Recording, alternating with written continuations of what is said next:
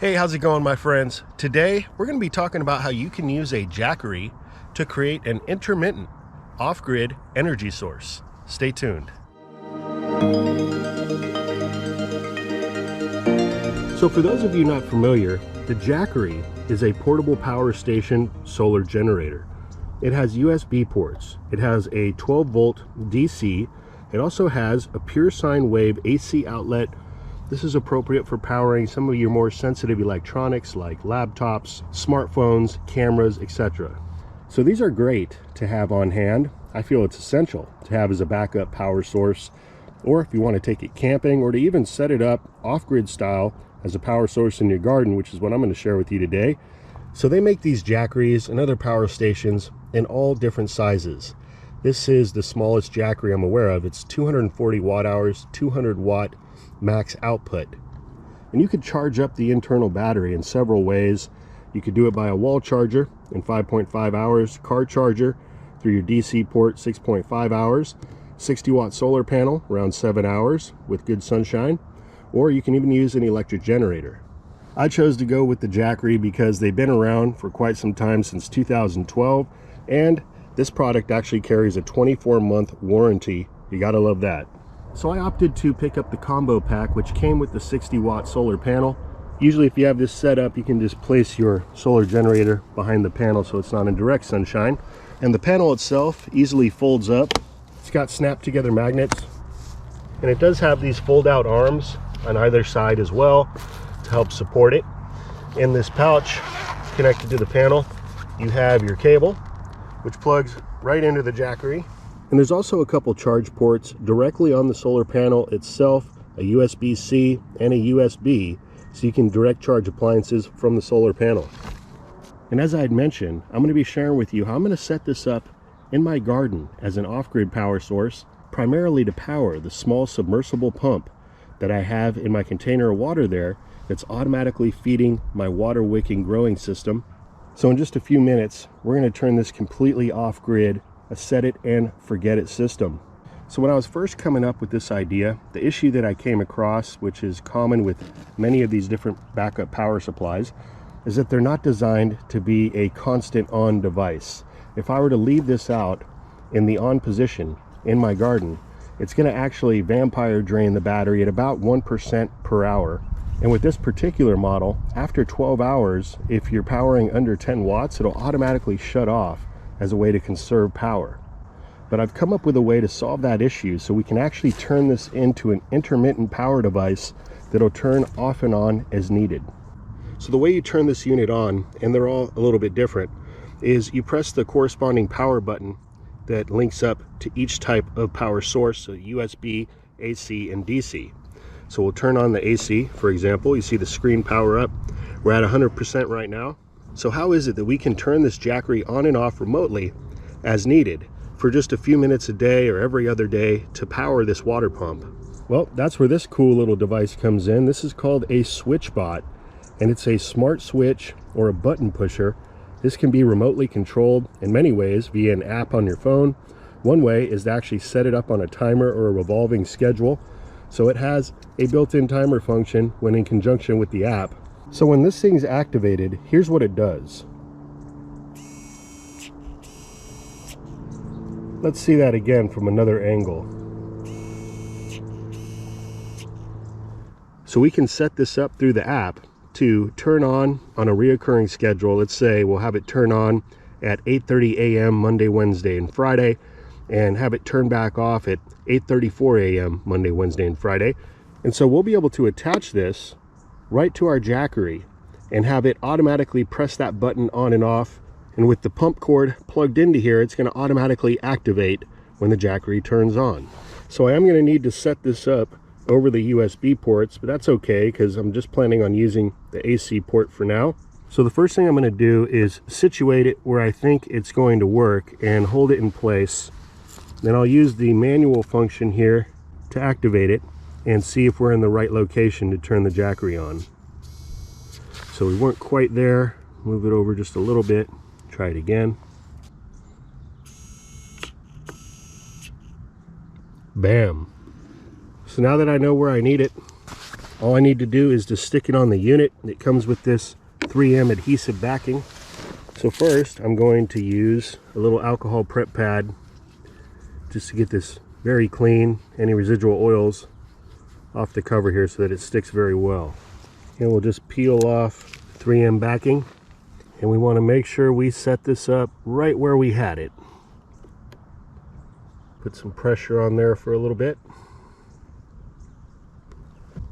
All right, let's see if we got it. All right, so the slight issue I'm having is when I was holding it in place, I guess I was slightly pushing it forward. Now that it's completely flat, it's not quite touching the button. So we could benefit by putting a little protrusion on this button, like a little sticky dot or what have you. Now I've got a little piece of this 3M backing that should work. Put a double piece on there. Now let's see how that works.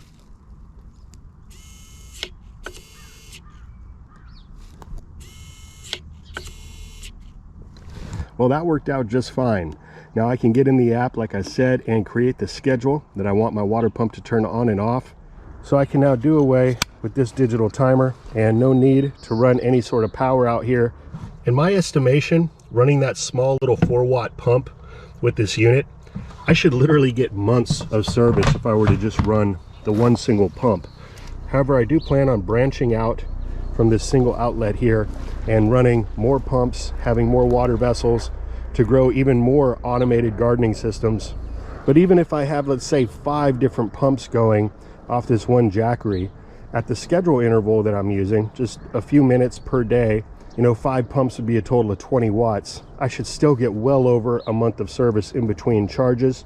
And the Switchbot just has one single battery inside, and according to the manufacturer, you're supposed to get 600 days of usage off that one battery if it was operated twice a day. But if I get even 1 year of service off a single battery on that Switchbot, that's amazing.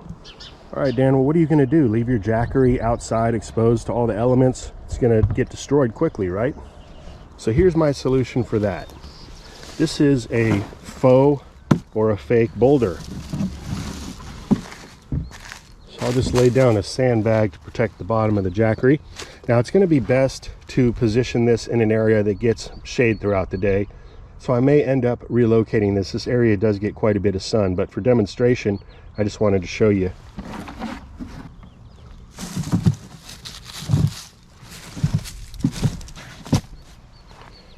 So out of sight, out of mind, protected from the elements. You could even create a couple vent holes in here if you think you're going to need it, or just prop up the bottom a little bit just to allow for a little airflow to come in, but keep the rain and the sunshine off the unit. Now all I need to do is connect a small run of landscape colored extension cord, and we're in business.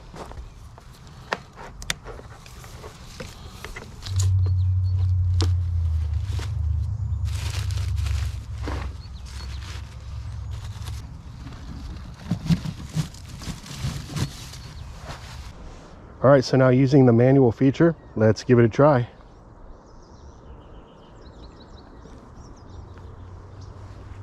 I heard it actuate.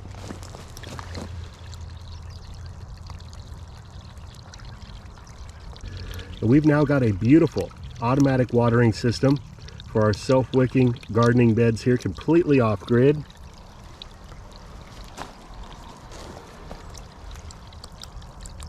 And let's turn it off now.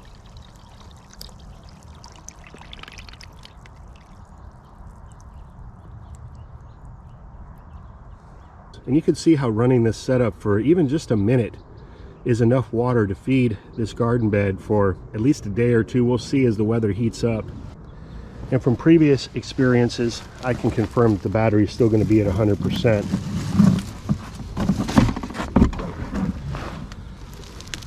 Turn it on and see. Yep, still at 100% there. And I want to quickly go over once again the benefits of having an automatic watering system like what I have set up here versus a gravity fed system that works off a float valve, which a lot of folks have commented on my previous video.